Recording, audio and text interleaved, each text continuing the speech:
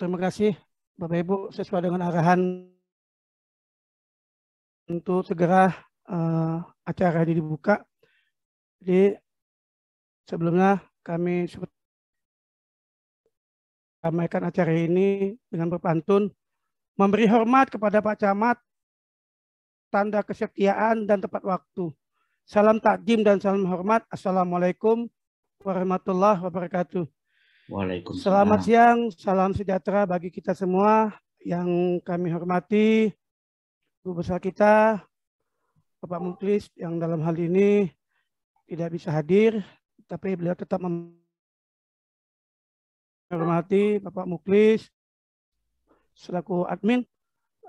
Kami hormati Bapak Ibu peserta webinar pada hari ini, dan juga kita hari ini kedatangan bintang tamu. Bintang tamu kita yaitu Cak Mus dari Surabaya.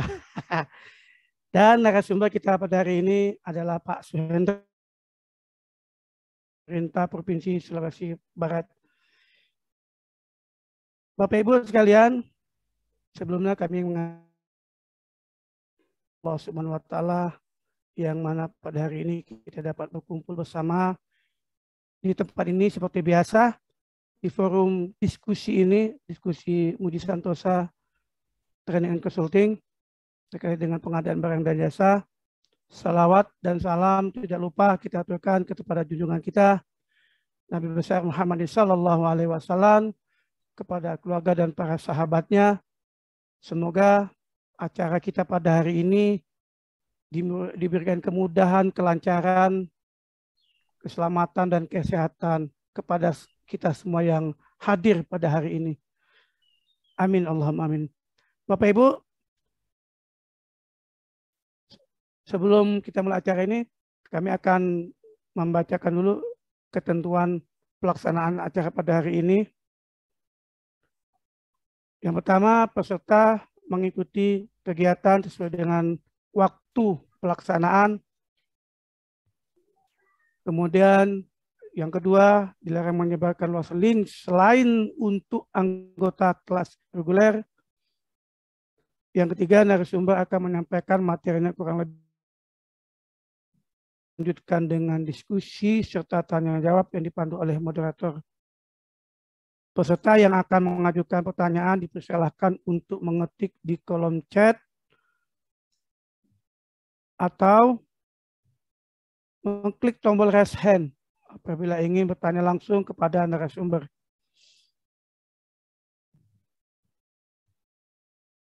Terhadir atau postes yang akan dibagikan pada saat dan penulisan nama di sertifikat paling lambat 10 menit setelah berakhirnya kegiatan. Kami sampaikan juga pada hari ini kepada Bapak Ibu peserta webinar bahwa skema workshop, yaitu peserta diharapkan dapat menjawab 10 soal yang akan diajukan nanti. Minimal 8 soal terjawab akan mendapatkan sertifikat workshop, dan di bawah 8 soal hanya sertifikat seminar saja. Peserta dimohon untuk tenang dan tidak mengganggu jalannya pelaksanaan ini. Ke pasar membeli bumbu, tidak lupa membeli terasi. Kepada yang terhormat Bapak dan Ibu, marilah kita belajar dan berdiskusi. Pagi hari, selamat siang kami ucapkan, salam sehat dan salam pengadaan. Baik Bapak Ibu, untuk selanjutnya susunan acara kita pada siang hari ini adalah pertama pembukaan, kemudian penyampaian materi dari narasumber, ketiga sesi tanya jawab, keempat closing statement, dan 5 penutup. Baik, marilah kita kegiatan ini dengan membaca doa berdasarkan agama dan kepercayaan masing-masing. Mari kita bersama membacanya dengan bacaan basmalah. Bismillahirrahmanirrahim. Kemudian selanjutnya yaitu penyampaian materi dari narasumber. Bapak Ibu, materi kita hari ini adalah pembahasan tentang kartu kredit pemerintah daerah. Seperti kita tahu biasanya dalam hal pencairan kepada penyedia baik tender maupun non-tender itu memang diperlukan kartu kredit pemerintah daerah dalam rangka menunjang perkembangan atau pembangunan dalam pemerintah daerah itu sendiri. Baik, Bapak Ibu, untuk materi ini akan dijelaskan secara gamblang oleh narasumber kita Pak Suhendra. Kebetulan beliau dari selaku auditor Madya dari Sulawesi Barat. Anak santri tinggal tapi tetap bersaudara. Marilah kita diskusi dan belajar bersama tentang kartu kredit pemerintah daerah. Kepada narasumber Pak Suhendra, waktu dan tempat kami persilakan. Iya Pak, silakan Pak. Baik, terima kasih Pak Nasir atas moderasinya hari ini. Assalamualaikum warahmatullahi wabarakatuh. Waalaikumsalam warahmatullahi wabarakatuh. Salam sejahtera bagi kita semua. Yang saya hormati dan yang saya banggakan Pak Muji Santosa yang telah memberikan ruang bagi saya hadir di kelas MS ini. Dan yang saya hormati pula Pak Mulis, ada Cak Mus, ada Pak Nasir, ada Pak Suyadi, dan rekan-rekan semua yang tidak mungkin saya sebutkan namanya satu persatu. Tema kita hari ini terkait diskusi mengenai kartu kredit pemerintah daerah sesuai Permendagri 79 tahun 2022. Permendagri ini sudah ditetapkan tanggal 28 April 2022 dan baru diundangkan tanggal 10 Juni 2022 kemarin. Belum cukup sebulan aturan ini berlaku. Nah, kehadiran saya di sini tentunya ya bukan bermaksud menggurui rekan-rekan semua dan hanya sekedar berbagi informasi saja. Bila mana dalam pemaparan dan diskusi nanti ada kekeliruan, saya selaku manusia biasa mohon bimbingan dan koreksi lebih lanjut dari rekan-rekan semua. Bapak Ibu, ini saya sehari-hari bertugas di Inspektorat Potensi Sulawesi Barat. Sama seperti Bapak Ibu, saya juga jabatan fungsional Bapak Ibu. Cuma lebih kepada jabatan fungsional auditor. Ya, unit kerja saya di Inspektur Pembantu Wilayah Khusus pada pemerintah Provinsi Sulawesi Barat. Bapak Ibu yang aktif di media sosial, ini alamat media sosial saya. Saya sering bercengkerama dengan Pak Mulis, Pak Muji, dan Cak Mus terkait kegiatan sehari-hari di media sosial. Nah, seperti kita ketahui bersama bahwa Permendagri 79/2022 itu terdiri dari 10 bab Bapak Ibu. Di bab pertama itu ada ketentuan umum, bab kedua mengatur masalah penggunaan KKPD, bab ketiga terkait pengelola KKPD, dan bab 4 terkait, pengelola KKPD, dan bab 5 terkait pengajuan, penerbitan, dan penggunaan KKPD. Dan bab 6 terkait pelaksanaan pembayaran, bab 7-nya terkait biaya penggunaan, dan bab 8 terkait monitoring dan evaluasi, dan bab 9 ketentuan lain, dan bab 10 ketentuan penutup. Jadi ada 10 bab Bapak Ibu. Nah, kita masuk ke dasar hukum. Apa yang melandasi sehingga kartu kredit pemerintah ini hadir untuk dana APBD. Yang pertama pasti di Undang-Undang Dasar 45, kemudian ada Undang-Undang 2399 tentang BI, Undang-Undang 39 2008 tentang Kementerian Negara, ada juga Undang-Undang 23 tahun 2014 tentang pemerintah daerah. Undang-Undang 17/2003, Undang-Undang 1 tahun 2004, dan tentunya Undang-Undang 15 tahun 2004 tentang pemeriksaan dan tanggung jawab pengelolaan. Diturunkanlah menjadi PP 12/2019 tentang pengelolaan keuangan daerah. Dari PP 12 ini diturunkanlah menjadi 2 Permendagri. Yang pertama, Permendagri 77 tahun 2020, dan kedua, Permendagri 79 tahun 2022 tentang Juknis KKPD dalam pelaksanaan APBD. Nah, ini terkait amanah lain yang di luar peraturan tadi, namun secara jelas menyebutkan instruksi penggunaan kartu kredit pemerintah. Hal ini bisa kita lihat di surat edaran bersama LKPP dengan Menteri Dalam Negeri nomor 1 tahun 2021. Di poin C di situ disebutkan untuk memperlancar proses transaksi pembayaran atas belanja pengadaan ini melalui toko daring atau retail online, bendahara pengeluaran di masing-masing agar menggunakan uang persediaan, GUP, atau menggunakan kartu kredit pemerintah dari Bank BPD yang bekerja sama dengan Bank BUMN. Nah, yang terakhir ini, dan kebetulan yang lagi viral sekarang ini adalah Impres nomor 2 tahun 2022 tentang percepatan peningkatan produk dalam negeri. Di poin 2-nya disebutkan bahwa salah satunya adalah mempercepat penerbitan dan penggunaan kartu kredit pemerintah daerah. Jadi, secara tersurat, kedua aturan ini mengamanahkan kartu kredit Pemda.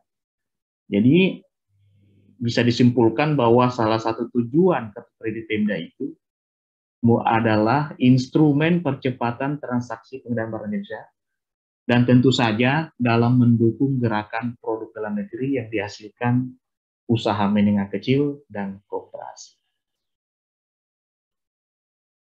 Nah, ini matriks persandingan Bapak Ibu antara PMK 196 junto PMK 97 dan Permendagri 79/2022. Kalau bicara masalah KKP versi PMK, tentu sumber dananya dari APBN, sedangkan KKPD itu dari APBD. Terus siapa bank penerbitnya? Kalau di APBN itu sudah jelas Bank BUMN, sedangkan untuk KKPD penerbitnya adalah bank di mana kas daerah itu ditempatkan. Bank penempatan RKUD. Istilahnya masih Bank Pembangunan Daerah. Terus penunjukan banknya itu siapa yang melaksanakan? Ya, KPA. Kalau penunjukan bank penerbit KKPD itu dilakukan oleh PPKD selaku Bendahara Umum Daerah. Di situ perbedaannya Bapak Ibu. Satu. Terus yang kedua, peruntukannya untuk apa? Kalau penggunaan KKP itu dilakukan dengan untuk membiayai keperluan belanja operasional, belanja perjalanan dinas, dan belanja modal yang pembayarannya menggunakan UP dan PUP.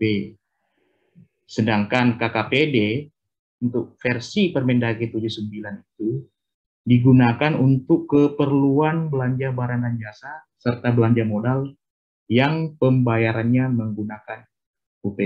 Nah, patut dicermati di sini mengapa Permendagri 79 itu tidak menggunakan istilah belanja operasional Bapak Ibu.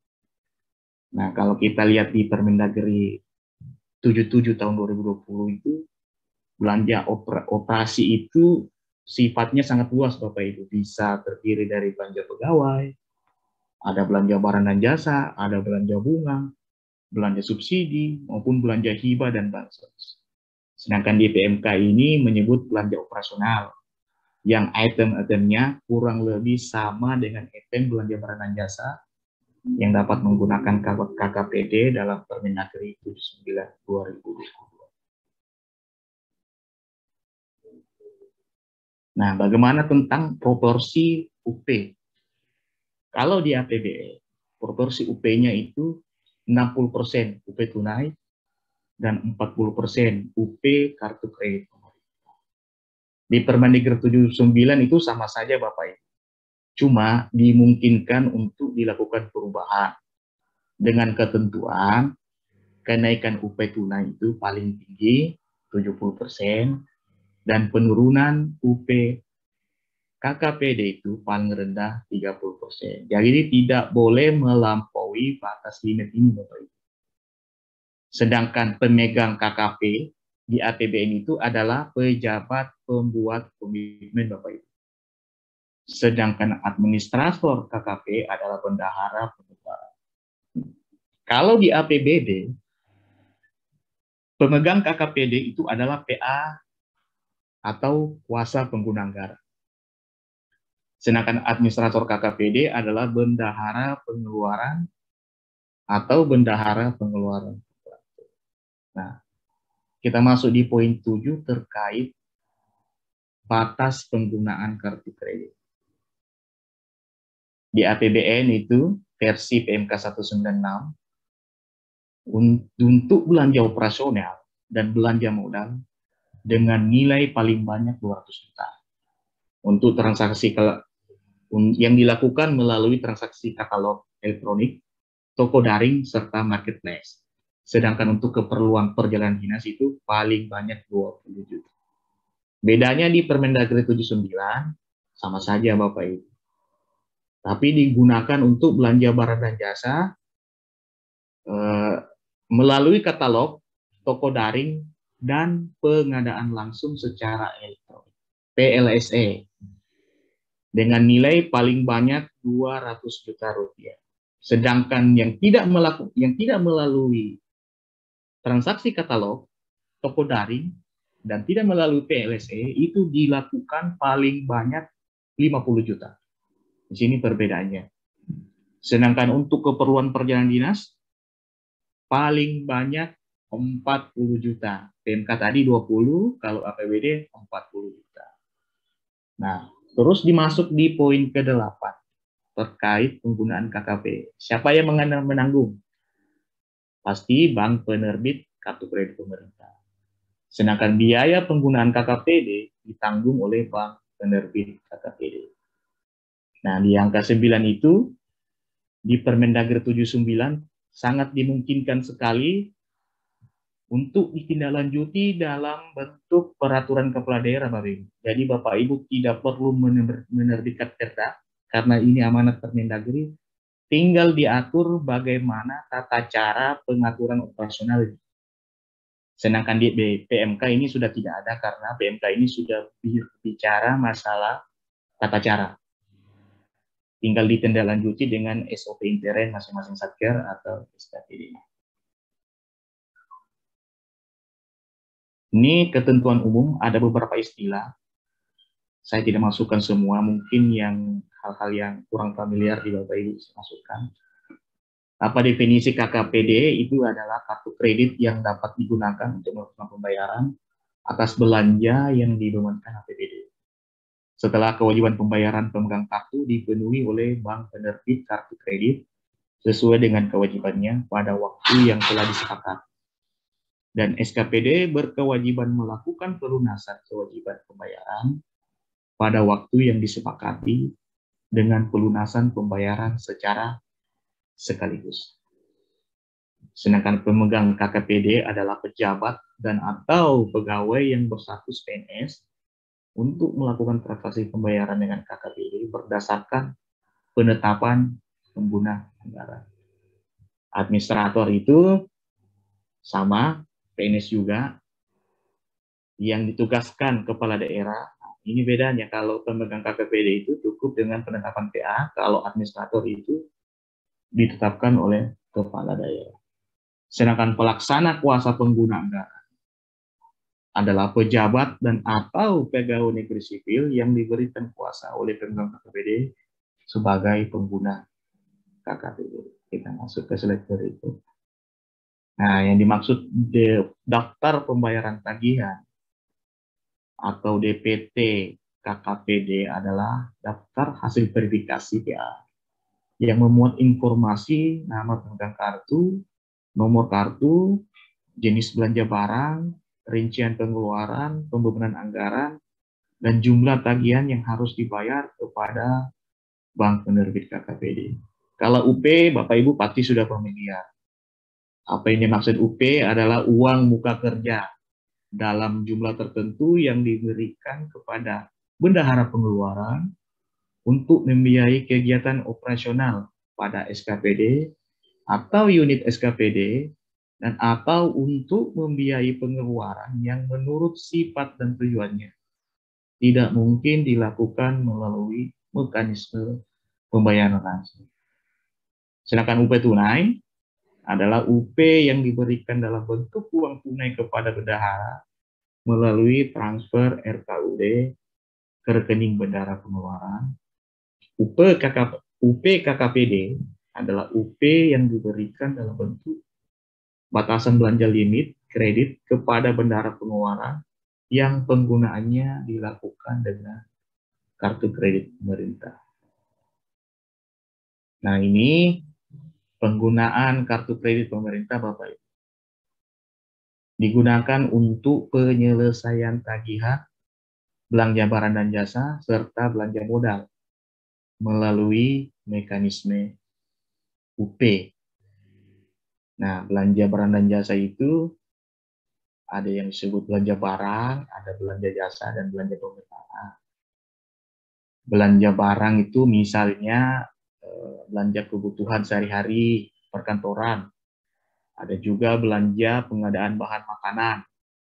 Ada belanja barang untuk persediaan, belanja sewa, belanja pemeliharaan, dan belanja bahan bakar kendaraan.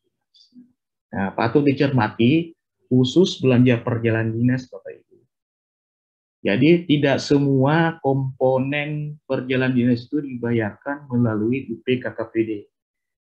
Hanya komponen perjalanan dinas yang sifatnya ad cost, Bapak Ibu.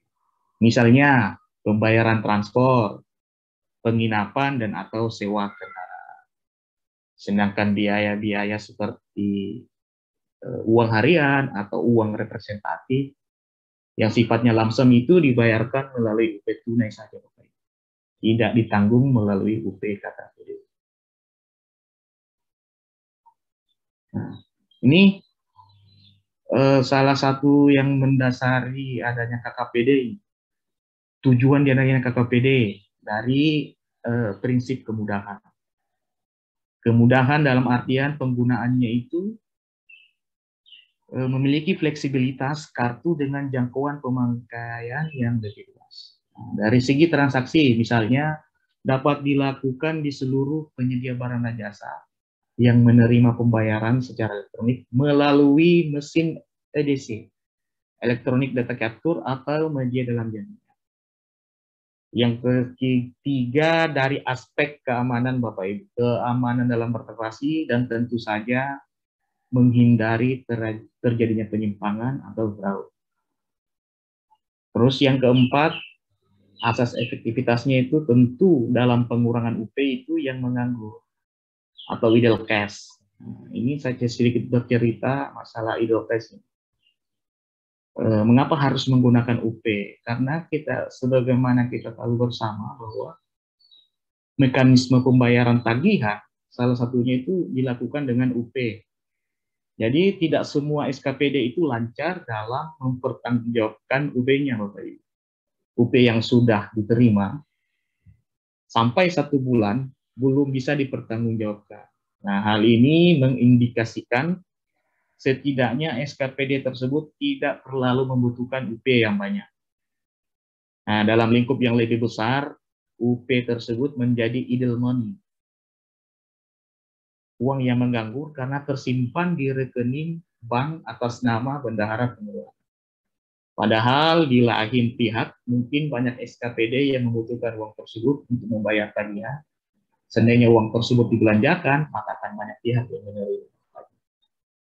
Terus dari aspek efisiensi, ya pasti efisien dari biaya administrasi transaksi Pemda dari pengguna UP.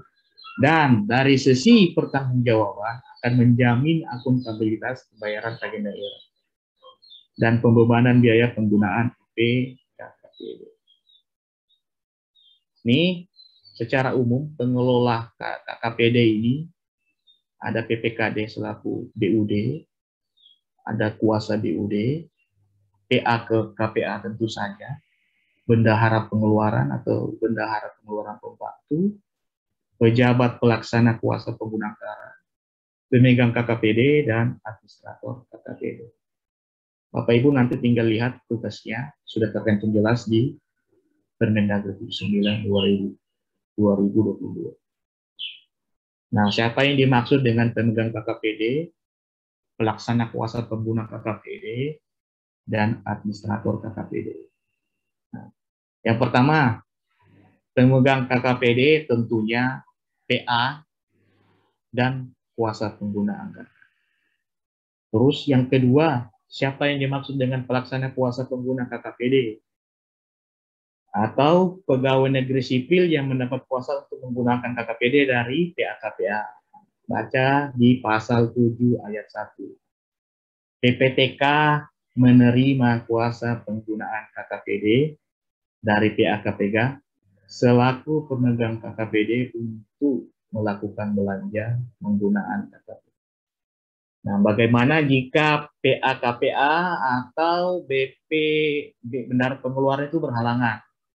Maka akan ditunjuk pegawai yang melaksanakan tugas PA-KPA ataupun melaksanakan tugas bendahara sesuai ketentuan perundang-undangan sebagai pemegang KKPD dan administrator KKPD.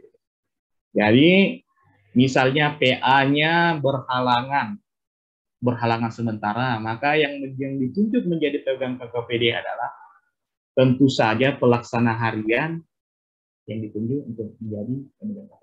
Bukan PPK, bukan pejabat pembuat komitmen, Bapak Ibu ya. Nah, ini proporsi UP. Sudah saya jelaskan dari awal slide tadi.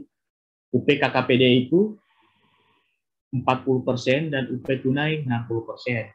Dapat dilakukan perubahan, penurunan tidak diperbolehkan kurang dari 30%. Dari 40% ini tidak diperbolehkan kurang dari 30%. Terus UP tunai itu kenaikannya tidak diperbolehkan 70%. Kapan dilakukan perubahan proporsi persediaan pengembangan KKPD? Jika ini Bapak Ibu, kebutuhan pengeluaran real SKPD. Yang kedua, adanya perubahan kebijakan pelaksanaan belanja SKPD. Yang ketiga, perubahan dalam sistem pembayaran dengan kanal pembayaran secara elektronik atau kebutuhan lainnya dalam rangka efektivitas penggunaan KKPD. Jenis KKPD ada dua, KKPD terkait belanja barang dan jasa, serta belanja modal, dan yang kedua KKPD terkait belanja perjalanan. Jadi KKPD ini jangan dicampur. Batasannya ya paling banyak 200 juta untuk katalog elektronik, toko daring, dan PLSE. Dengan catatan untuk satu penerima pembayaran atau satu kali transaksi. Ini paling banyak 20 juta. Bagaimana kalau misalnya masih ada sisa UP? Ya silakan. Sepanjang masih ada sisa UP-nya silakan untuk transaksi. Terus belanja barang dan jasa dan belanja modal yang tidak melalui misalnya toko daring, katalog elektronik itu dilakukan paling banyak 50 juta. Sedangkan untuk keperluan pekerjaan dinas itu paling banyak 40 juta rupiah. Nah, limit belanja KKPD untuk belanja barang dan jasa dalam negara untuk pertama kali Bapak Ibu ya diberikan paling banyak 50 juta. Nah, pagu jenis belanja yang bisa dibayarkan melalui UP KKPD adalah paling banyak 30% dari 50 juta ini.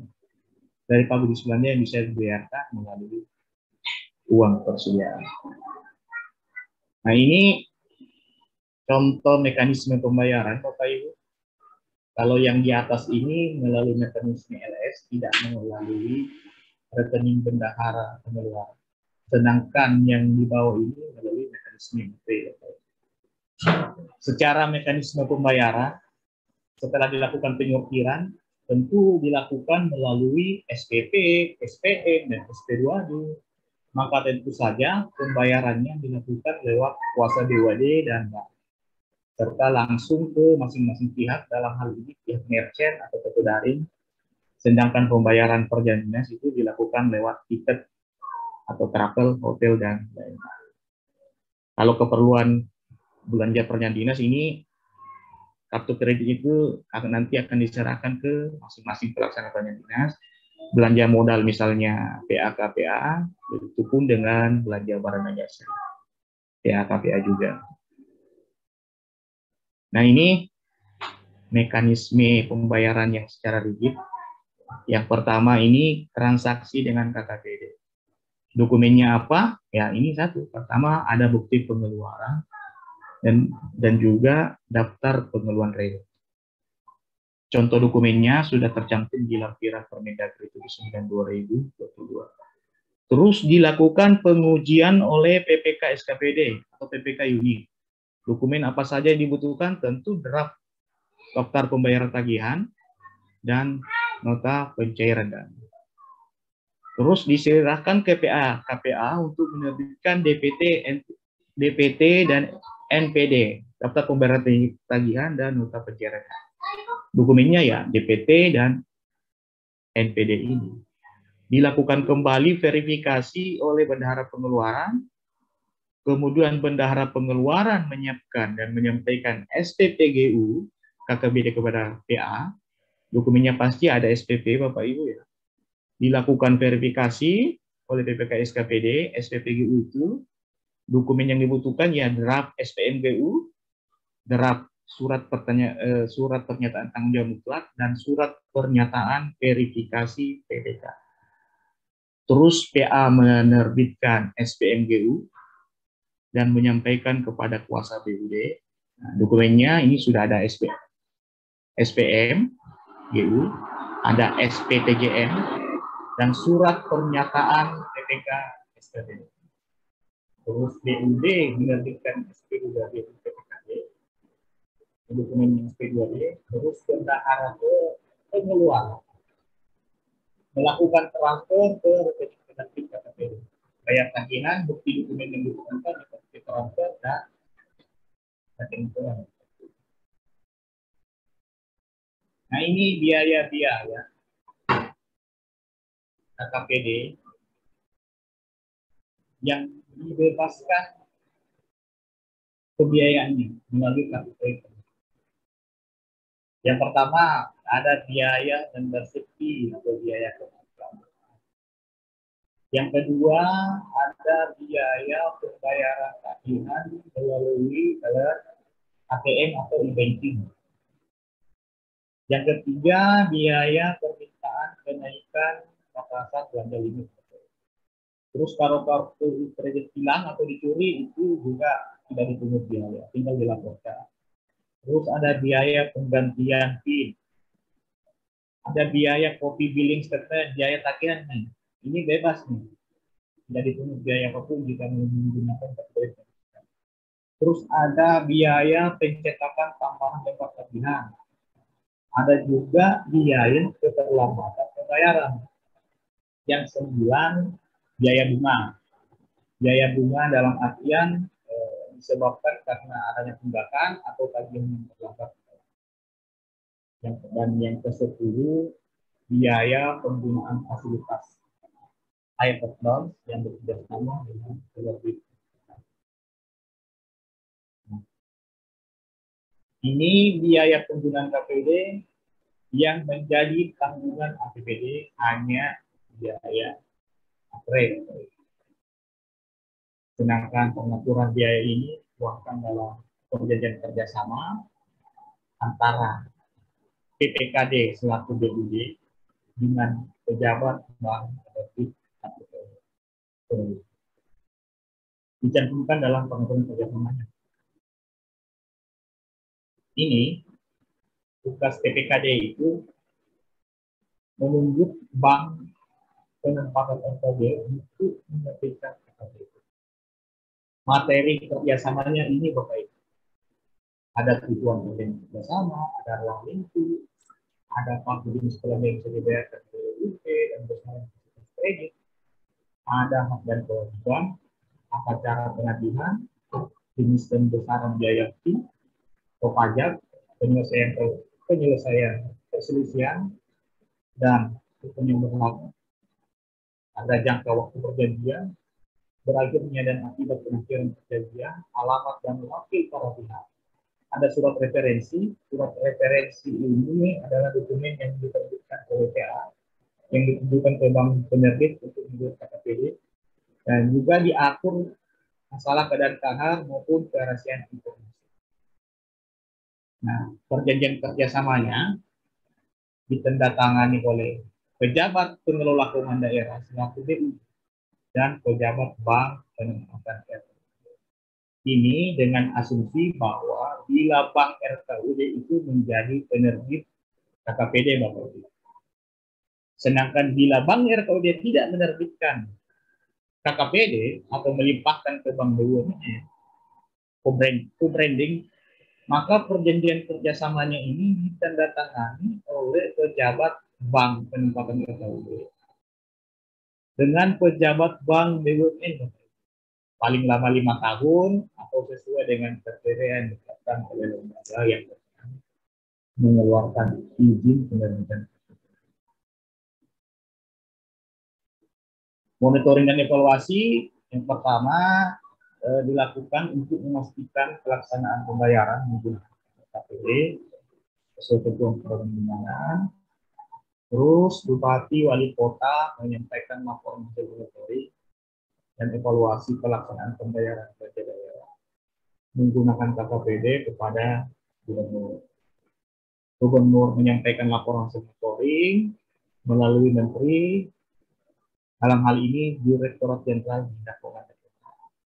Pemda dan Kemendagri melalui Dirjen melakukan monitoring dan evaluasi atas pelaksanaan pembayaran belanja daerah menggunakan kartu kredit secara berjenjang dan berkala. Next, ini saya mencoba membuatkan ada 4 klaster Bapak Ibu yang perlu mendapat perhatian. 4 fase ini atau 4 tahapan ini hal-hal yang mendapat perhatian yang di luar konteks Permendagri 79 tahun 2022. Ini Bapak Ibu kalau cari di Permendagri 79 tidak ada ini.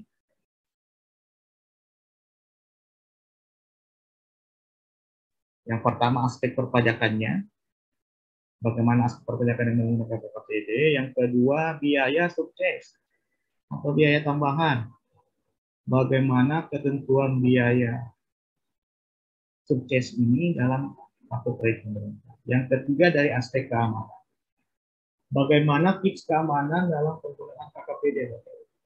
Dan yang keempat pasti penyalahgunaan KKPD. Larangan dalam penggunaan KKPD untuk kepentingan pribadi itu sangat-sangat tidak disarankan. Nah, ini PMK 59 tahun 2022 Bapak terkait perubahan PMK 231 tahun 2019. Di PMK 231 tahun 2019 di situ hanya menyebutkan pembayaran dengan kartu pemerintah itu hanya berlaku di instansi pemerintah pusat provinsi. Sejak terbitnya PMK 59, perubahan dari PMK 231, maka ditambahkan lagi berbunyi sebagai berikut. Memberikan kemudahan perpajakan dalam pembayaran atas belanja barang dan jasa pemerintah yang dilakukan dengan menggunakan kartu kredit pemerintah bagi 1 instansi pemerintah pusat, 2 instansi pemerintah daerah, dan 3 instansi pemerintah desa. Jadi PMK 59 ini sudah memasukkan instansi pemerintah daerah dalam pengenaan pajak. Nah, sedangkan menurut PMK 59, pemungutan PPh sehubungan dengan pembayaran atas sembilan barang tidak dilakukan pemungutan atas pembayarannya jumlahnya paling banyak 2 juta. Nah, ini pembelian barang dengan menggunakan kartu kredit pemerintah, ada pembelian BBM, ada pembelian barang dengan menggunakan dana bos, pembelian gabah atau beras, pembayaran kepada rekanan pemerintah yang memiliki dan menyerahkan fotokopi surat keterangan, pembelian barang dari wajib pajak yang memiliki dan menyerahkan fotokopi surat keterangan bebas pajak, dan juga pembayaran dengan mekanisme UP melalui SIPP, PPh pasal 2. Jadi kalau menggunakan kartu kredit pemerintah, patut digarisbawahi hanya untuk PPh 22. Jadi dibebaskan. Kalau dari PPN, pembayaran menggunakan kartu kredit juga dibebaskan. Kurang lebih sama dari PPh 22 tadi. Nah, ini untuk memperjelas pendapat saya tadi, saya mencoba menggunakan media sosial sebagai sarana belajar. Jadi pajak untuk kita ini di aplikasi Twitter, Bapak Ibu. Saya coba menanyakan terkait pengenaan pajak ini dari kartu kredit. Pajak kita untuk kita ini kan terafiliasi dengan Direktorat Jenderal Pajak. Pertanyaannya kemudian, apakah kemudian PMK 59 ini berlaku juga untuk KKPD?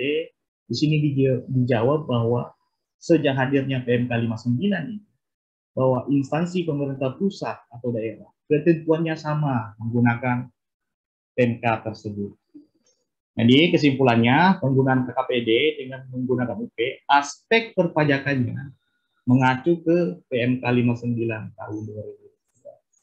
Di mana PPN dan PPh tidak dipungut instansi pemerintah, melainkan dipungut oleh pihak penjual, merchant, atau marketplace pihak lain. Ini larangan. Ada larangan terkait pengenaan biaya tambahan, Bapak Ibu. Subces namanya. Nah, larangan pengenaan subces ini diatur di peraturan BI. Sebagaimana kita ketahui bahwa BI ini adalah otoritas tertinggi terkait penggunaan kartu kredit. Di sini ada tampilannya. Ini diatur di, kalau tidak salah, di penjelasan pasal 8 ayat 2. Larangan subses ini yang berbunyi termasuk dalam pengertian tindakan yang merugikan adalah tindakan pedagang yang merugikan prinsipal, penerbit, acquirer. Acquirer itu bank yang bekerja sama dengan pedagang untuk mengenakan biaya tambahan. Termasuk biaya tambahan transaksi subjeks dari adanya pengenaan biaya mesin EDC, Bapak Ibu. Jadi sebenarnya biaya subjeks itu terjadi pada saat proses gesek kartu yang dibebankan pada nominal harga pada mesin EDC, Bapak Ibu, sehingga saat tagihan muncul nominalnya lebih besar dari harga asli produk yang dibeli. Sebenarnya kalau dipikir-pikir, Bapak Ibu, pembeliannya ini sangat wajar, pengenaan tambahannya sangat wajar. Manakala bank mengincar keuntungan lewat penyediaan mesin gesek, nasabahnya adalah pemilik toko atau merchant. Cuman karena si toko ini tidak ingin menanggung biaya tambahan, maka pengenaan ini dibebankan di pemilik kartu di setiap transaksi lewat mesin gesek. Dan biaya ini kemudian menjadi biaya operasional bagi bank dan menjadi fee based income atau pendapatan non-bunga. Tapi kalau menurut Bank Indonesia, biaya transaksi tambahan ini adalah ilegal. Nah, bagaimana mitigasinya? Yang pertama, Bapak Ibu pilih merchant yang tidak mengenakan biaya subjeks, dan pastikan Bapak Ibu bertanya terlebih dahulu sebelum berbelanja. Periksa kembali struk belanjaannya atau card billingnya. Nah, jika terpaksa harus belanja di merchant, terpaksa dalam artian ini kebutuhannya mendesak, Bapak Ibu, ya, tidak dapat ditunda, padahal barang tersebut itu sangat dibutuhkan. Ya, lakukan pisahkan tagihan subjeks dengan transaksi sesungguhnya. Transaksi sesungguhnya itu dibayar nanti melalui KKPD. Sedangkan biaya tambahan itu menjadi tanggung jawab pemegang KKPD. Tanggung jawab pribadi Bapak Ibu. Ini tips keamanan Bapak Ibu. Hal-hal yang mungkin bisa terjadi dalam penggunaan KKPD. Banyak pihak yang mengatasnamakan kantor pusat, kantor cabang, Ditjen Pajak, ada juga BI, OJK, dan berbagai pihak lainnya. Modusnya itu dengan meminta data terkait konfirmasi nama dan nomor kartu. Kode card verification value atau kode one time password OTP dan masa berlaku kartu. Nah, jika ditemukan kondisi seperti ini, Bapak Ibu tentu mengabaikan sajalah telepon, SMS, email dari pihak yang tidak bertanggung jawab yang mengatasnamakan bank penerbit, Ditjen Pajak, Bank Indonesia, OJK, dan lain-lain. Yang kedua, tidak memberikan data atau merahasiakan nama dan nomor kartu, terkhusus di kode card verification value atau kode one time password OTP. Dan tentu saja jangan memberitahu masa berlaku kartu kepada siapapun, termasuk pihak bank. Penyalahan KKPD ini jangan sampai terjadi digunakan untuk kepentingan pribadi. Jika hal ini terjadi, maka PPKS KPD, PAKPA, bendahara pengeluaran berhak menolak bukti-bukti pengeluaran yang tidak memenuhi ketentuan. Terus pegawai yang bersangkutan juga diwajibkan untuk membayar penggunaan tersebut. Diberikan sanksi juga melalui surat peringatan dan dapat dilakukan penarikan kartu kredit jika ternyata KKPD itu digunakan untuk kepentingan pribadi. Baik Bapak Ibu, saya kira cukup pemaparan saya singkat. Saya kembalikan ke moderator. Silakan Pak Nasir. Disampaikan oleh narasumber kita Pak Suhendra. Marilah kita memberikan aplaus kepada narasumber kita.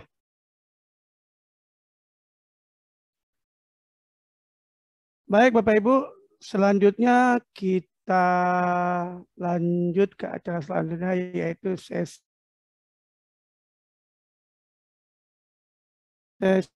tanya jawab. Ini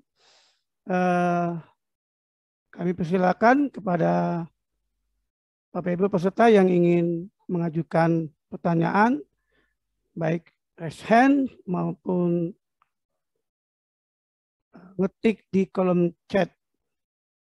Sambil menunggu pertanyaan, jadi kita memang banyak sekali kasus-kasus terjadi di masyarakat saat ini Pak ya.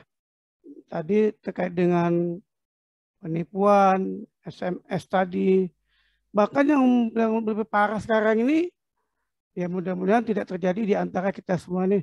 Tahu-tahu tabungan sudah berkurang, padahal tidak,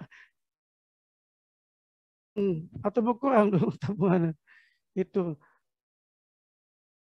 Ruan nih sekarang nih, yang mengatasnamakan ya kalau bank pemerintah, atas nama bank pemerintah ini yang agak memang juga saya juga sudah pernah juga. Tapi ya itu tadi mungkin kita kembali ke Cak Musa dibilang berbagi rezeki. Baik Bapak Ibu yang sudah mengajukan pertanyaan, kami persilakan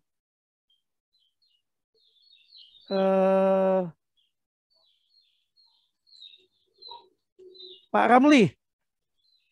Kepada Pak Ramli, silakan Pak, aktifkan videonya, perkenalkan diri, nama dan alamat, dan bila perlu nomor sepatunya. Beliau. Assalamualaikum. Waalaikumsalam warahmatullahi wabarakatuh. My brother. Silakan Pak brother. Siap. Terima kasih kesempatannya. Suara saya kedengaran jelas ya Pak Nasir, Pak Suhendra? Kedengaran Pak? banget. Oh Ganteng, iya, mantap. Silakan, saya Pak. kayaknya perlu mematikan kamera ini karena jaringan saya kurang stabil. Enggak, suaranya bagus, Pak. Jangan Bisa dimatikan, ya Pak. panas Jangan dimatikan, Pak. kamera. Bagus, Pak. Oh, ya, saya ingin tanyakan Suaranya cuma jelas, ini Pak. saja. Baik, Pak Nasir. Yang saya ingin tanyakan ini, Pak Suhendra, berkaitan dengan KKP ini, terkait masalah biaya ketika ada merchant pembayaran melalui KKP, itu ada biasanya biaya admin.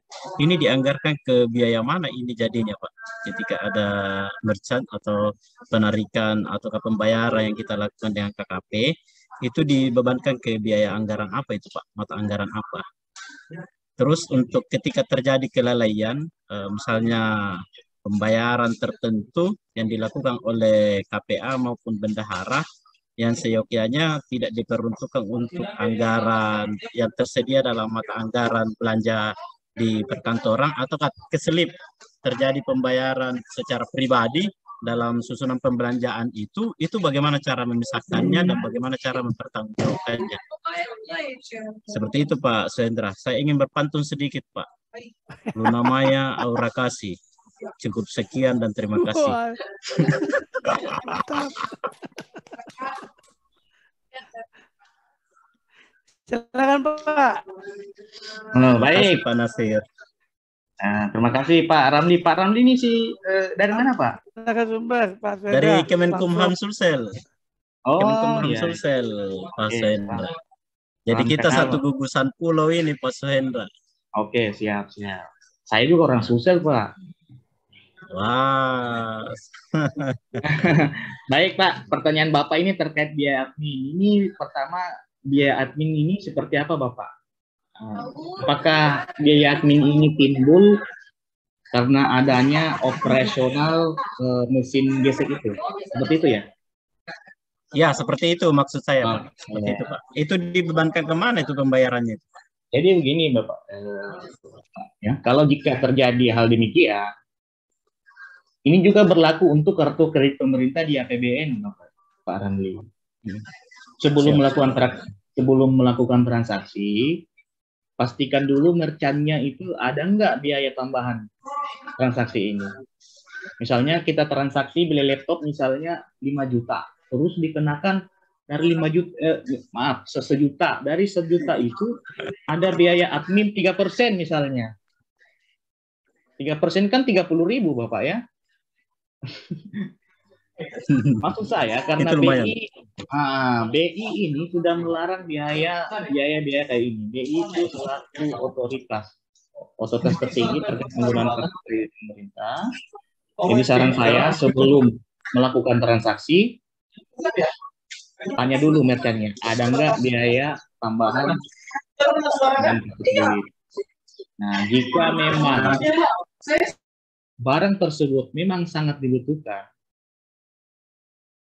pisahkan antara biaya tagihan sebenarnya dengan biaya admin itu. Biaya admin itu pure menjadi tanggung jawab pemegang kartu KKPD. Yang kedua terkait misalnya ada keterlanjuran pembayaran ya Pak ya. Nah, salah satu fungsi administrator KKPD itu menginformasikan nilai keterlanjuran pembayaran ke rekening bank penerbit KKPD. Nanti bank penerbit itu melakukan penyaluran kembali atas keterlanjuran pembayaran Pak Ramli. Nanti koordinasinya antara administrator KKPD, bendahara pengeluaran dengan pihak bank. Misalnya, ya seperti Bapak bilang tadi, sudah terlanjur bayar. Anggaplah misalnya KKPD perjalanan dinas digunakan untuk pembelian meja misalnya. Itu kan bisa saya terjadi, sedangkan kartu kredit ini nggak ada akunnya misalnya. Jadi bisa terjadi ketukar misalnya KKPD perjalanan dinas digunakan pakai biaya laptop, sedangkan sebagaimana kita ketahui kartu kredit ini nggak ada akun di dalam. Nah itu bisa diinformasikan ke pihak bank untuk dilakukan apa istilahnya pemindahan bukuan. Itu salah satu tugas administrator KKPD Pak Ramli yang diatur di Permendagri 79 2022. Makasih Pak Ramli. Baik, terima kasih Pak Ramli, silakan. Ramli. Kayaknya cukup Pak Nasir. Saya juga sudah tutup dengan pantun tadi Pak. Tidak bisa diulang lagi pantunnya. Karena terbatas kosakata pantun Pak Nasir. Terima kasih. Pak Sendra, makasih Pak. Baik, terima kasih Pak Ramli. Pak Suhendra, kita diskusi sebentar. PKKP ini itu kan identiknya bendahara atau PPK SKPD Pak ya, Pak Suhendra. PPK SKPD. Bagaimana dengan PPK Pak? Kalau untuk PPK-nya? PPK kegiatan, baik tender maupun tender. Apakah juga boleh memegang itu untuk PPK itu? Oke, terkait di mana peran PPK, artinya pejabat pembuat komitmen ya? Iya. Baik, saya jelaskan. Kalau di APBN, pemegang KKP itu adalah pejabat pembuat komitmen. Mengapa PPK APBN mempunyai kewenangan memegang itu? Yang pertama, kompetensi PPK di APBN itu tidak hanya terkait teknis pelaksanaan pengadaan, tapi juga memiliki kompetensi terkait masalah pembayaran. Itu satu yang dibedakan. Sedangkan pejabat pembuat komitmen di APBN punya nggak kewenangan melakukan pembayaran? Di daerah Pak Nasir ada nggak PPK SKPD tanda tangan SPM? Ada nggak? Nggak ada, nggak ada. Nggak ada kan? Tidak ada, nggak ada. Betul. Jadi, kalaupun juga PA-KPA-nya berhalangan, misalnya PA-KPA berhalangan, terus PPK-nya ada PPK mandiri di situ, maka yang menjadi pemegang KKPD itu adalah pejabat yang ditunjuk melaksanakan tugas PA-KPA. Dalam hal ini, jika berhalangan sementara, pelaksana harian, kalau berhalangan tetap, dan belum ada pejabat definitif, maka pelaksana tugas. Itu saja. PPK bisa memegang kartu kredit apabila dia ditunjuk menjadi pelaksana tugas atau pelaksana harian. Itu saja. Artinya perlu ada penjelasan penunjukan atau pendelegasian wewenang kepada PPK itu Pak ya, dari PA atau KPA. Iya, tapi bisa... Misalnya kalau PLT-nya ada, kalau pelaksana tugasnya ada, ya enggak perlu lagi KPPK untuk pemegang KKP. Siap. Mantap. Terima kasih Pak. Oke, atau Pak, siapa Pak? Prof. Mulis, silakan ditambahkan terkait PPK ini, Pak. Prof. Mulis. Nah, yang ditambahkan apa nih? Kan berarti ini ya, Cak Sue ya. Jadi itu tadi ya, memang dari sisi keuangannya kan tidak seperti penggunaan itu kan di PA-KPA gitu ya. Jadi saya lihat tadi PPK itu bisa memegang KKPD ini selama dia menjadi PLT atau PLH gitu kan. Ya, benar. Jadi walaupun ada PPK itu tidak bisa pendelegasian gitu kan kepada PPK itu gitu kan. Tetap karena kewenangan itu ada di PA KPA itu ya, untuk KKPD-nya itu, Cak Sue ya. Oke. Jadi walaupun ada PPK nggak bisa belanja bayar dengan menggunakan kartu kredit itu gitu ya. Tapi tadi saya lihat ada PPTK nih ya, Cak Sue ya, yang bisa berperan. PPTK lah yang melakukan transaksi belanja. Ya.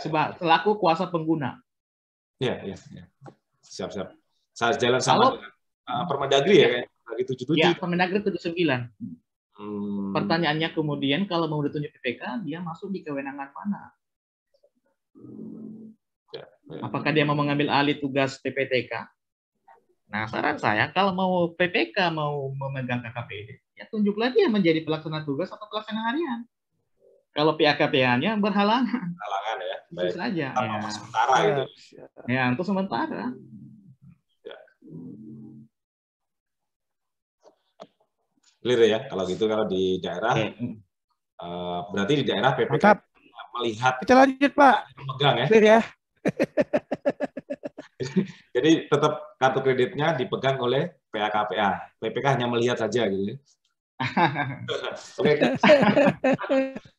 Clear itu ada Pak Arianto tuh, Pak Nasir. Silakan. Mudah-mudahan ada Pak surat Arianto. sama lagi Pak Prof. Iya. Surat edaran lagi lebih memperjelas lagi dan mempertegas tentang kewenangannya Pak ya. Kita lanjut Pak ke Pak Arianto. Silakan yang sudah respon Pak. Oke, terima kasih. Salam kenal Pak Suhendra. Salam Pak, salam kenal. Ini senior, ini auditor media, inspektur pembantu wilayah khusus. Nah ini kalau di kita inspektorat ini kerjaannya paling sulit ini. Jadi ini Pak, kalau disampaikan tadi, untuk KKPD kan ada buat belanja modal, untuk belanja perjalanan dinas. Nah, yang jadi pertanyaan saya, apakah KKPD-nya atau secara fisiknya ini berarti ada beberapa kartu, Pak? Nah, ini saya coba memahami, berarti ada untuk kartu kredit pemerintah untuk perjalanan dinas, ada kartu kredit pemerintah untuk belanja modal, atau dan lain-lain. Cukup sekian, Pak. Terima kasih. Baik, dengan Pak Arianto, makasih Pak Arianto. Benar. Terima kasih Pak Arianto. Kartu kreditnya itu terbagi dua. Ada memang yang diperuntukkan untuk perjalanan dinas, dan ada untuk kepentingan belanja barang dan jasa dan belanja modal. Jadi terbagi dua. Sudah saya jelaskan tadi di slide. Batas limitnya pun beda. Paling tinggi 40 juta untuk perjalanan dinas. Sedangkan untuk belanja barang dan jasa dan belanja modal, limitnya itu paling tinggi 200 juta. Kalau dilakukan melalui toko daring maupun pengadaan langsung secara elektronik. Jadi memang ada dua. Khusus perjalanan dinas secara ini. Fisiknya Pak, dua? Ya, fisiknya dua. Oh, siap. Jangan sampai dicampur-campur. Nah, itu yang... Ya, Pak Arianto. Ya, cukup Pak. Dua. Oke, siap. Terima kasih.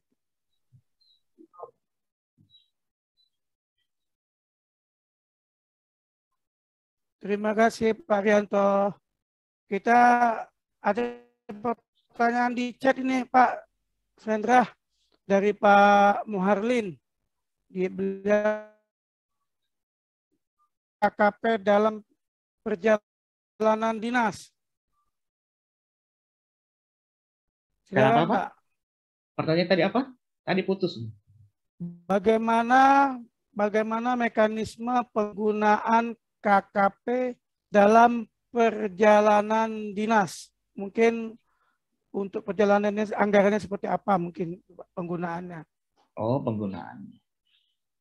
Kalau sudah ada kartu kredit pemerintah, maka tinggal menggunakan UP KKPD yang ada di kartu kredit pemerintah. Jadi pelaksana perjalanan dinas nanti tidak perlu lagi khawatir menunggu pencairan UP tunai. Karena menggunakan kartu kredit pemerintah misalnya untuk pembayaran tiket, hotel, dan transport. Itu saja komponen item perjalanan dinas itu untuk membiayai komponen real cost. Bukan untuk membiayai uang harian yang sifatnya lamsam dan uang representatif untuk misalnya untuk eselon 2 misalnya. Jadi tinggal gesek. Terkait keamanannya nanti diatur SOP intern masing-masing SKPD. Akan banyak kartu kredit pemerintah terkait perjalanan dinas nanti. Bisa saja lebih dari satu. Lebih mudah kok. Yang membayar tagihannya nanti itu bendahara ke bank penerbit melalui bukti-bukti pengeluaran. Transaksi di hotel misalnya bayar biaya hotel pakai besi gesek, kan ada struknya yang keluar. Kurang lebih seperti itu Pak Nasir. Seperti penggunaan kartu kredit biasa.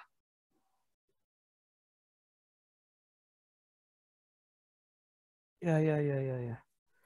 Jadi artinya tidak begitu sulit lah Pak ya penggunaannya Pak ya. Ya benar. Kalau kita di daerah ini kan kendala dulu, tunggu cair UP dulu, cair UP tunai dulu. Iya. Bahkan menggunakan uang pribadi dulu, ditalangi dulu lah. Nanti cair baru diganti. Kalau dengan adanya UP KKPD ini, setidaknya hotel, transport aman. Karena duitnya ada di kartu kredit. Iya, siap. Mantap. Baik Bapak Ibu yang sudah bergabung, silakan bertanya Pak Kuswoyo, Pak Dodi, atau ini kita ada dari Inspektorat juga Pak, dari Kalimantan Barat ini. Silakan Ibu yang ingin bertanya terkait dengan pengawasan, pengendalian, intern pemerintah daerah. Kami silakan. Pak Kuswoyo, silakan Pak Kus. Ada di chat tuh Pak Nasir, Bu Eli Herlina ya. Bu Eli Herlina silakan. Atau mungkin Pak Nasir kalau kesulitan penggunaan kartu kredit, tanya istrinya kali, itu lebih paham kali Pak Nasir ya. Tanya ibu-ibu itu. Ini dari Inspektorat Kalimantan Barat. Silakan Bu. Kita curhat-curhatan Bu. Kadang memang perlu Pak untuk peningkatan kompetensi dan kapasitas. Bu Eli Herlina bergabung. Pak Nasir silakan Bu Eli. Silakan. Iya Pak, terima kasih untuk kesempatan yang diberikan. Maaf ini tidak aktif videonya, lagi kondisi tidak memungkinkan. Pertanyaan saya simpel saja Pak, bagaimana kesiapan di Sulbar? Ya Pak. Dari mana Bu? Dari Inspektorat Sulawesi Barat Pak. Inspektorat Sulawesi Barat. Kan Bu. Ya, ini saya apresiasi sekali buat senior saya ini Pak Suhendra. Dan saya memang tidak satu ruangan dengan beliau, jadi mungkin belum terlalu mengetahui lebih jauh tentang KKPD ini. Makanya saya bertanya di ruang ini. Yang pertanyaan saya adalah bagaimana sebenarnya kesiapan di Sulbar ini dalam menghadapi perubahan mekanisme dengan pembayaran ini. Kemudian bentuk transparansinya bagaimana nantinya ini Pak, penggunaan KKPD. Kalau misalnya OPD tidak bisa merealisasikan dana UP pada KKPD ini dalam sebulan, terus masih ada sisa, boleh enggak itu seperti itu Pak? Terima kasih. Oke. Terima kasih Bu. Silakan Pak. Baik, terima kasih Pak Nasir. Ini Bu Eli ini maunya japrik saja nih. Baik, makasih Bu Eli. Ini terkait dengan kesiapan, bukan hanya di Sulbar. Ini seluruh daerah pastinya. Banyak faktor yang mempengaruhi kesiapan Pemda untuk penggunaan kartu kredit pemerintah daerah. Apalagi penggunaannya diprioritaskan untuk produk dalam negeri UMK loh. Nah, kesiapan pertama yang harus dilaksanakan yaitu bagaimana mensosialisasikan KKPD ini khususnya kepada UMK kita. Syarat untuk transaksi satu pasti menggunakan mesin EDC, Electronic Data Capture. Itu yang harus diselesaikan dulu. Di mana bank penerbit KKPD harus menyediakan sarana mesin EDC. Itu salah satu, sosialisasi menyeluruh. Kita nggak mungkin melakukan transaksi KKPD kalau mesin itu nggak ada. Yang kedua terkait apa tadi Bu Eli? Terkait apa tadi? Maaf lupa. Pertanyaannya. Yang kedua terkait bagaimana nanti Pak bentuk transparansi penggunaan kartu kredit pemerintah ini. Kemudian kalau misalnya dalam dana UP dalam sebulan dah habis, apakah itu diperbolehkan Pak? Dana UP maksudnya UP apa? UP tunai atau UP uang persediaan Pak? Uang persediaan. Adik dulu nak. Oh silakan uang Pak. Ya. Apakah dalam misalnya digunakan bendahara ya? Terima kasih. Inilah yang salah satu tujuan adanya UP KKPD. yang saya sebutkan tadi, mengurangi adanya idle cash, uang yang menganggur. Ketika ada UPK, UP-nya ada tersedia, silakan dibelanjakan Bapak Ibu, yang sepanjang sesuai kebutuhan. Itu saja. Nah, sebagaimana kita ketahui, banyak sekali UP tunai kita itu, bendahara itu tidak mampu mempertanggungjawabkannya. Dengan adanya UP KKPDI, sisanya itu bisa dibelanjakan. Nah, seperti yang saya sebutkan tadi, adanya UP KKPD ini mengurangi adanya idle cash, uang yang menganggur di rekening bendahara pengeluaran. Itulah salah satu tujuan UP KKPD dia.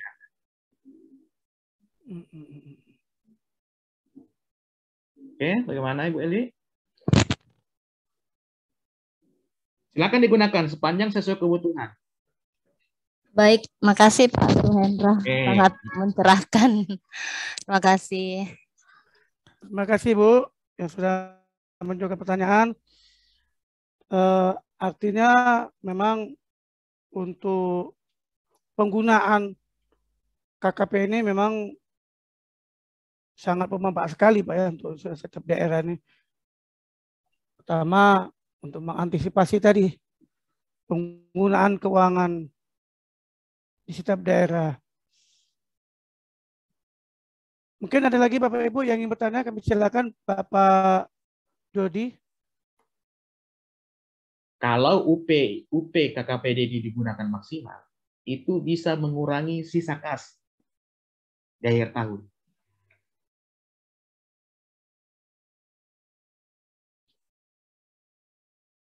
Baik Pak, kita lanjut Pak ya. Pak Arianto. Silakan Pak. Yang sudah resen. Oke, terima kasih Pak Nasir untuk yang kedua kalinya. Ini Pak, Siapa berkembang untuk ketiga dari... kali tidak apa-apa Pak. Nggak bisa, ntar teman-teman lain nggak kebagian nih Pak. Jadi lanjut dari yang disampaikan tadi Pak, bahwa mesin edisi itu kan diterbitkan oleh bank yang mengeluarkan kartu kredit. Jadi secara logika di sini Pak, berarti untuk edisinya ini, untuk bank ini harus banyak. Maksudnya di tempat-tempat yang akhirnya melakukan transaksi, misalnya di UMKM itu dia.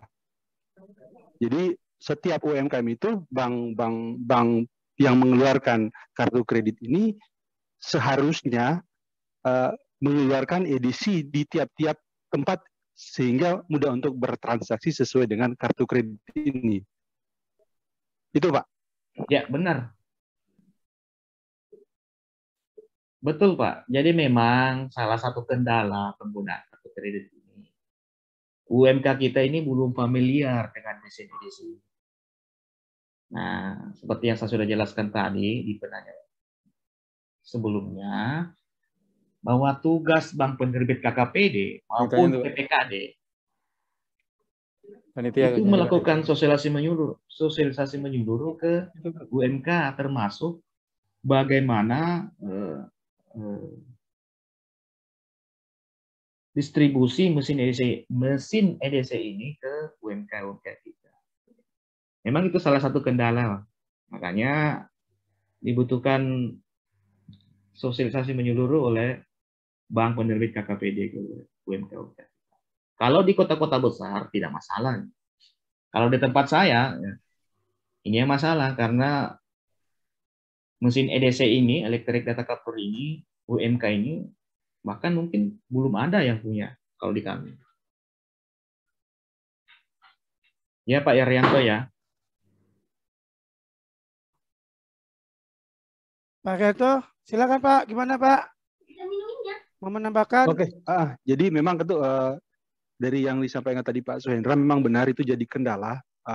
Para UMKM ini belum familiar dengan mesin edisi ini. Jadi mungkin jadi sebagai internal ini, kebetulan di inspektorat, juga bisa memberi pertimbangan ke pimpinan bahwa menyukseskan atau transaksi menggunakan kartu kredit ini, bank yang mengeluarkan mesin edisi ini harus memperbanyak mesin-mesin edisi di setiap UMKM, sehingga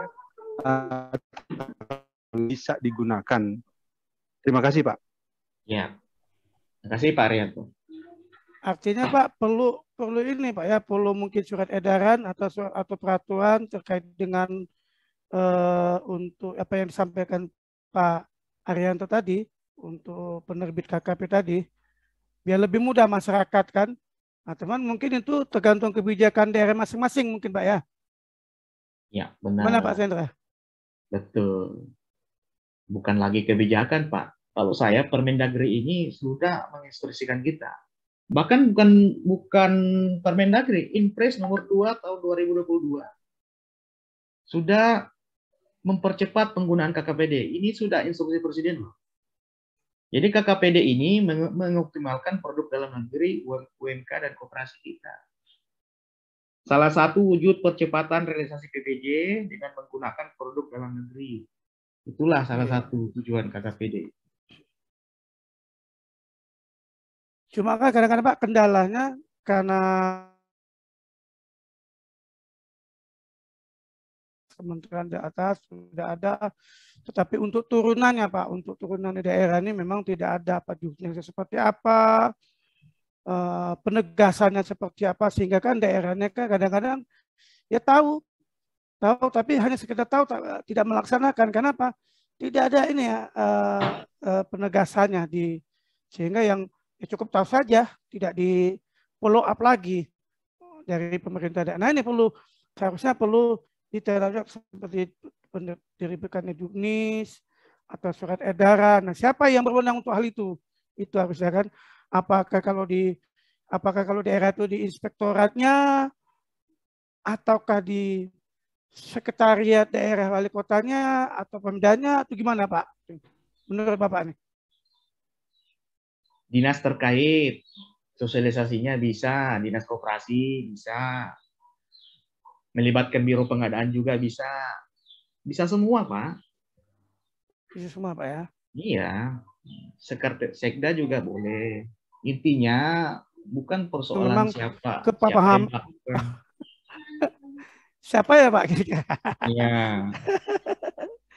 Pak Muji sudah gabung nih, Pak. Mungkin beliau mau menambahkan, Pak.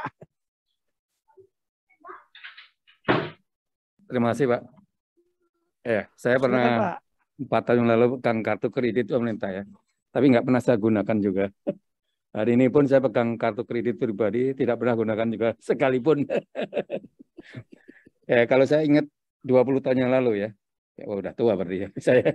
Jadi ada IMF bilang, itu SKPD-nya Pak Suhendra minta 100 jutaan, 10 SKPD. Ternyata realisasinya hanya 700 juta. Jadi uangmu itu banyak sebenarnya. Nggak usah utang lah. Punya 1 miliar kok. Kebutuhanmu cuma 700 juta. Jadi kamu nggak usah utang. Butuhnya 700 juta kok minta 1 miliar.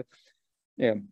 Jadi dengan adanya kartu ini berarti kebutuhannya hanya 700 juta. Jadi bank hanya naruh uang nyediain uang aja 700 juta. Nggak perlu 1 miliar. Itulah namanya efisiensinya di situ ya. Terus ini apa yang ditanyakan tadi? Kalau di Pemda menurut saya sebaiknya yang mendorong itu adalah DPAKD ya. DPAKD sebagai tadi mengurangi penyediaan uang dan sebagainya itu yang di DPAKD. Menurut saya begitu. Begitu Pak. Nasir ada lagi Pak?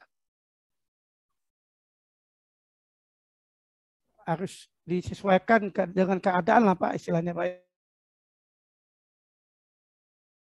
Menganggarkan tapi tidak digunakan kan. Sayang. Nggak perlu stok banyak. Semua SKPD minta 100 jutaan misalnya tadi contohnya. 10 SKPD 1 miliar. Ternyata realisasinya hanya 700 juta. Orang IMF bilang ke saya, kamu butuhnya 1 miliar. Butuhnya hanya 700 juta. Tapi kamu nyediain uang 1 miliar. Kamu cari-cari utangan 300 ke Pak Muklis atau Pak Mustafa yang banyak uang itu. Susah mereka-mereka, tapi butuhmu cuma 700 juta ternyata. Nah, itu salah satunya itu. Nyusahin sendiri namanya Pak, coba. Iya. Silakan Pak Sendra. Ya, benar itu ya kata Pak Muji. Jadi siapapun boleh bisa BPKAD, dinas koperasi terkait UMK-nya, semua bisa. Yang kedua, ini dengan adanya UP KKPD ini.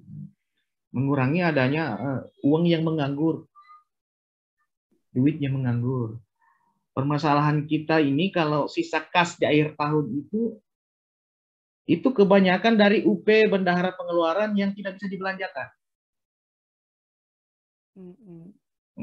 Sisa kas kan yang di store, padahal mungkin masih bisa dibelanjakan untuk kebutuhan lain dengan catatan sesuai kebutuhan, bukan keinginan. Jangan cuma kejar realisasi, hanya kejar realisasi tapi ternyata bukan kebutuhan juga, itu salah juga. Yup, saya sepakat dengan Pak Muji tadi. Ya kadang-kadang kita ini kan, kalau Bapak bilang tadi sesuai kebutuhan.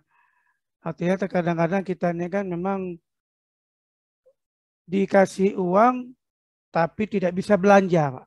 Ya, betul. Makanya daripada Bapak bilang tadi,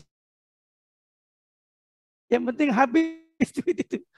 Yang penting realisasinya jelas 100%, tidak tersisa. Ya itu tadi, agak ini juga sih, dikasih uang tapi tidak bisa belanja.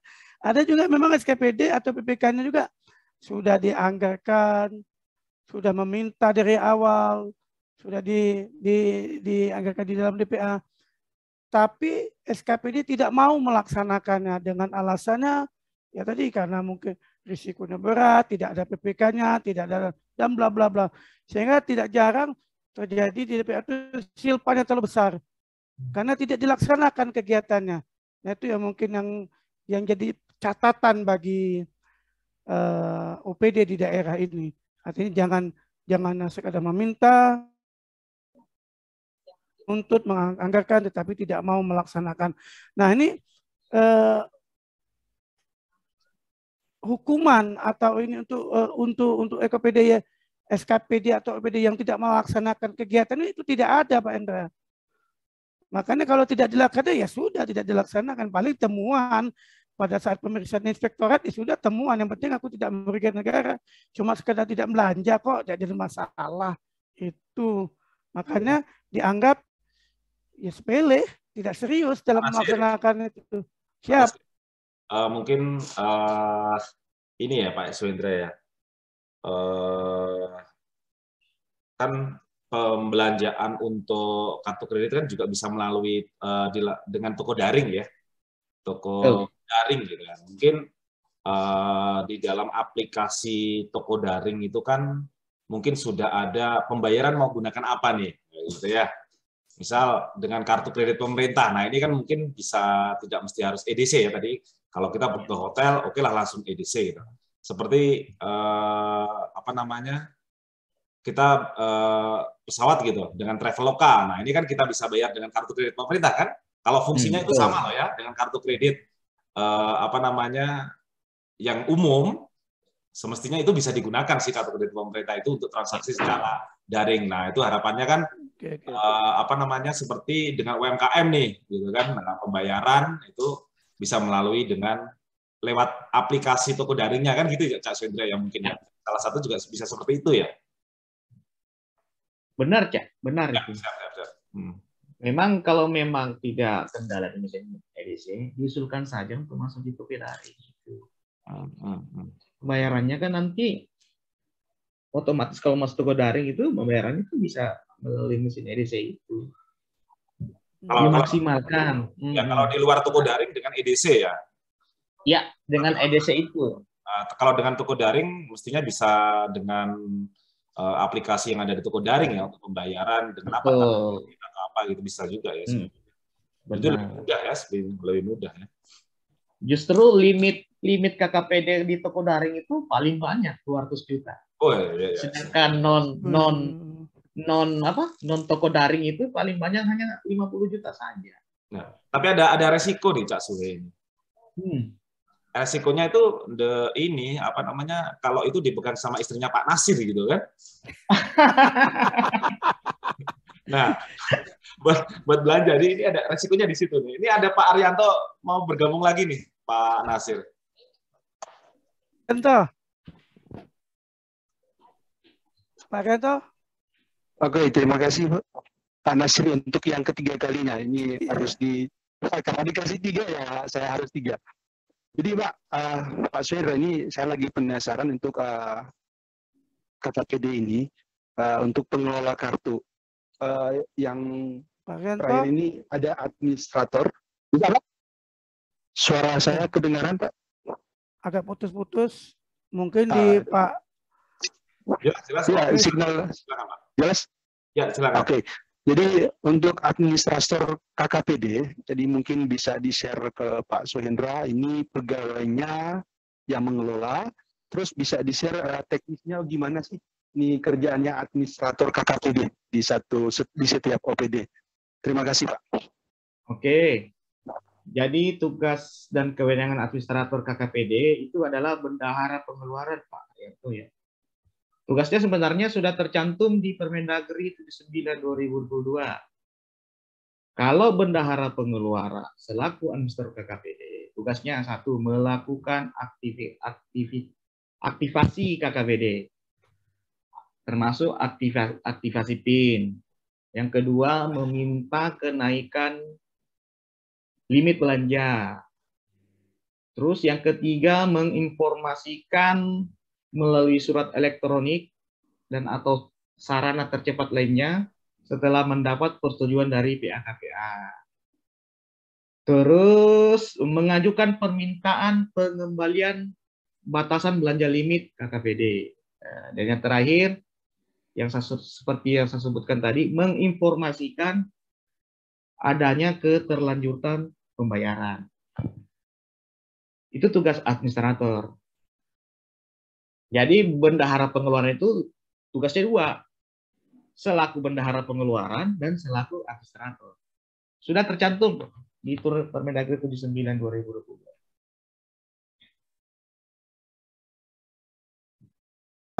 Sudah. Oke, jadi sudah Pak, terima kasih. Jadi administrator ini adalah bendahara pengeluaran. Yang punya bendahara pengeluaran. Oke, Ya. Sih Pak. Jadi karena ada 3 pertanyaan, saya harus kasih pantun ke Pak Suhendra ini. Bisa enggak? Boleh, silakan. Boleh, Pak. Pagi-pagi pasang bendera. Jangan lupa pasang petasan. Terima kasih kepada Pak Suhendra atas materi dan penjelasan. Terima kasih. Terima kasih Pak Arianto. Salam kenal. Terima kasih. Itu pantun dari Pak Arianto yang sebagai penutup dari acara kita pada hari ini, mengingat waktu kita sudah lewat 5 menit. Sekali lagi kami mohon maaf kepada Bapak Ibu terkait dengan pelaksanaan ini, sudah lewat waktunya. Mungkin saya kira tidak ada lagi juga yang bertanya. Untuk selanjutnya kami persilakan kepada Pak Suhendra selaku narasumber untuk menyampaikan closing statement-nya. Silakan Pak. Baik, makasih Pak Nasir. Jadi closing statement saya sederhana Pak. Jadikan kartu kredit Pemda ini sebagai instrumen untuk mendukung kemudahan transaksi pembayaran. Khususnya dalam mendukung produk dalam negeri kita. Dan jangan dipersulit dengan membuat peraturan kepala daerah yang mensyaratkan prosedur yang berbelit-belit. Ya. Yang justru akan menghambat tujuan penggunaan KKPD. Dan juga walaupun tujuan penggunaan KKPD ini menghindari fraud, bisa saja juga ada fraud yang lain yang muncul. Maka justru itu tingkatkan SOP intern terkait penggunaan KKPD, jangan sampai menjadi peluang baru penyalahgunaan KKPD ini. Misalnya yang dikatakan Prof. Mulus tadi, nanti gunakan istrinya Pak Nasir untuk belanja, itu kan bisa saja terjadi. Siap. Baik, demikian yang dapat saya sampaikan. Lebih dan kurangnya mohon dimaafkan. Terima kasih kepada Pak Muji, Pak Nasir, dan teman-teman semua atas waktunya. Wassalamualaikum warahmatullahi wabarakatuh.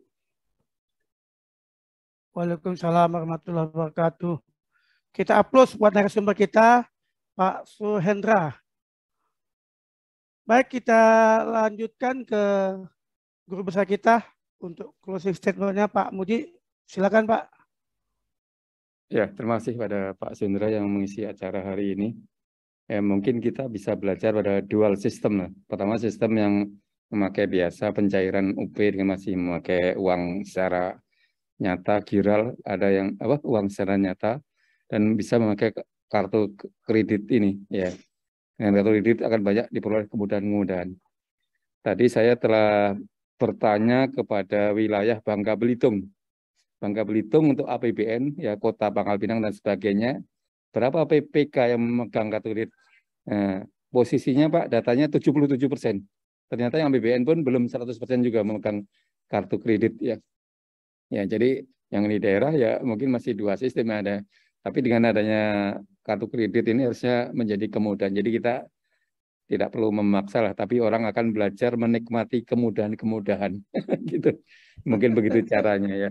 Dan tahun depan semakin ditingkatkan lah penggunaan kartu kredit ini. Mudah-mudahan acara ini bermanfaat bagi kita sehingga memudahkan kita menjadi pengelola pengadaan.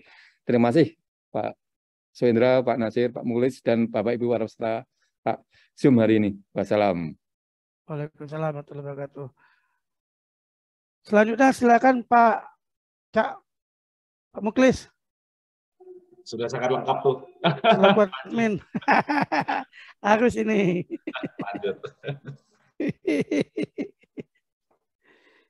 Silakan ya. Cukup, Pak Nasir. Cukup, siap. Baik, memang kesimpulannya sampai tidak harus memaksa juga. Artinya slow but slow. Perlahan tapi pasti. Sambil berjalan, sambil belajar, artinya aja biar terarah gitu. Baik Bapak Ibu, sekali lagi saya selaku moderator yang memimpin acara hari ini, mohon maaf yang sebesar-besarnya apabila ada perkataan saya, perbuatan saya yang kurang berkenan di hati Bapak Ibu, kami mohon maaf yang sebesar-besarnya. Sebagai penutup, berwisata ke Pulau Panjang, mampir sebentar ke Pulau Bali. Kalau ada umur kita panjang, bolehlah kita bertemu kembali. Pagi hari ke sekolahan, saya tutup. Wassalamualaikum warahmatullahi wabarakatuh. Dan terakhir, mengingatkan kembali untuk kegiatan seperti biasa, webinar kita pada tanggal 13 Juli 2022 seperti biasa jam materinya adalah sistem pengawasan TKDN dan PDN yang disampaikan oleh Pak Christian Gamas, Pemda Kutai Barat, Kalimantan Timur. Sekian Pak, silakan kami kembalikan ke admin Pak.